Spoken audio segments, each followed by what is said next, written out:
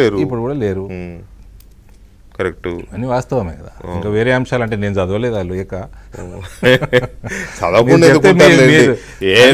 అంటే కవితకి అరవింద్ కవితకి ఏం ప్రయారిటీ ఇవ్వడు అని చెప్పడం కోసం అట్లా అంటున్నారు. చదవకుండా ఎట్లుంటారు? నేను ఇయ్యను ప్రయారిటీ. నేను ఎంపీ కాకంటే ముందే ఇవ్వలేదు ప్రయారిటీ. నేను కేసీఆర్ కూడా ఇయ్యను. మేము అందరము చిన్నారెడ్డి గారి దగ్గర నుంచి భాస్కర్ రెడ్డి గారు, రాజశేఖర్ రెడ్డి గారు, వీళ్ళందరినీ ఇంత సిబిఐ గారిని అభిమానించిన రోజులు ఉన్నాయి. ఆయన చేసిన పనులు ఆ లెవెల్కి నేను ఎప్పుడు కేసీఆర్ని చూడలేదండి. నాకు కనబడలేదు ఆయన. దిస్ ఈజ్ మై 8 years నుంచి ఇట్లే చెప్తాను. సో వాళ్ళని ఇంత దగ్గర నుంచి చూసాము. ప్లస్ ఆ గవర్నెన్స్, అడ్మినిస్ట్రేషన్, హుందాతనము ఈయన దగ్గర లేదు. ఎవరెవరు స్థాయి మీరు చెప్పండి మళ్ళీ. నేను చెన్నారెడ్డి గారి దగ్గర నుంచి, చెన్నారెడ్డి గారు, భాస్కర్ రెడ్డి గారు, మధ్యలో నేదురుమల్లి చిన్న దాంట్లో వచ్చారు, ఆయన పెద్దగా నాకు భాస్కర్ రెడ్డి గారిది, ఈ మన రాజశేఖర్ రెడ్డి గారు, సిబిఎన్ అవతల సైడ్ ఉన్నా కూడా అసెంబ్లీ విపరీతంగా చూస్తుండే నేను. అప్పట్లో assembly debates we never use to miss. Me father చాలా సీరియస్ పొలిటీషియన్ కదా. Never use to miss. అంటే అసెంబ్లీ డిస్కషన్లో కూడా చాలా సబ్జెక్ట్ ఉండేది. కాబట్టి ఇప్పుడు ఏదైతే ఈ కేసీఆర్ 2009 ఆయన చనిపోయాక చాలా మెల్లిమెల్లిగా దిగజారుకుంటూ వచ్చేసినాయి.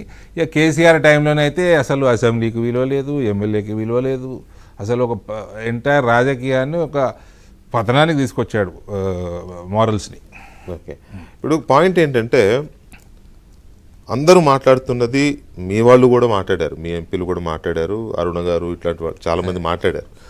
నేను నిన్ననే క్వశ్చన్ చేశాను ఈ విషయంలో. ఏంటి అంటే తండ్రి కూతుర్లే రోజు కలుస్తారు, రోజు మాట్లాడుకుంటారు. ఒకవేళ ఆమెకి ఏమైనా డిసెంట్ ఉంటే, ఆమెకి ఏమన్నా ఇంకేమన్నా ఇన్ఫీరియారిటీ లేకపోతే ఇంకేదన్నా కోపము, అసంతృప్తి ఉంటే ప్యాకేజ్ ఉండొచ్చు.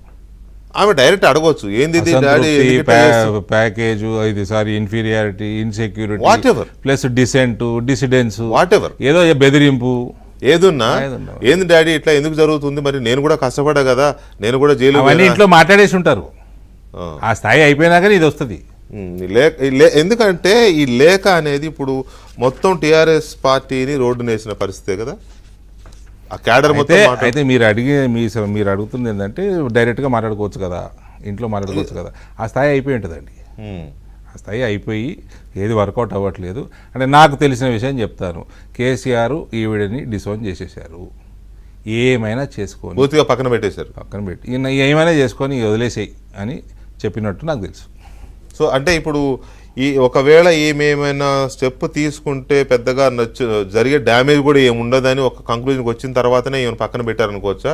అయితే ఓసారి కేసు 2017 August 15 నేను ఒక అడ్వర్టైజ్మెంట్ వేసాను మోదీ గారిది. నేను ఎంట్రీ ఆ రోజు సాయంత్రం రాజ్భవన్లో టీ పార్టీ ఉంటుంది కదా, హై టీ ఉంటుంది కదా.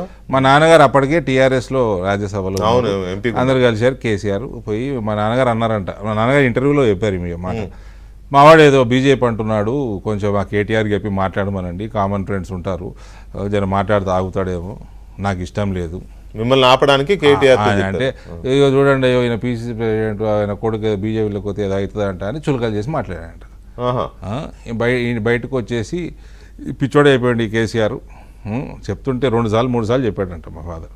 సో అట్లా భవిష్యత్తు ఏమవుతుందో, కవిత డ్యామేజ్ చేయగలుగుతుందా, డ్యామేజ్ చేయలేదా అనేది భవిష్యత్తు మనకు ఫ్యూచర్ చెప్తుంది answer. Only time will tell. ఇవాళ రోజైతే నాకు తెలిసిన అంశం, దే హ్యావ్ డిజోన్డ్ హర్.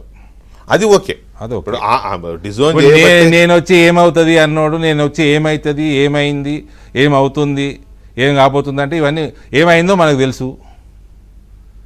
ఇప్పుడు ఏమైతుందో మనకు చెప్పగలుగుతాం, ఏమవుతుందో మనం ఎట్లా చెప్తామండి. భవిష్యత్తు గురించి మనం చెప్పలేము, కానీ ఇప్పటి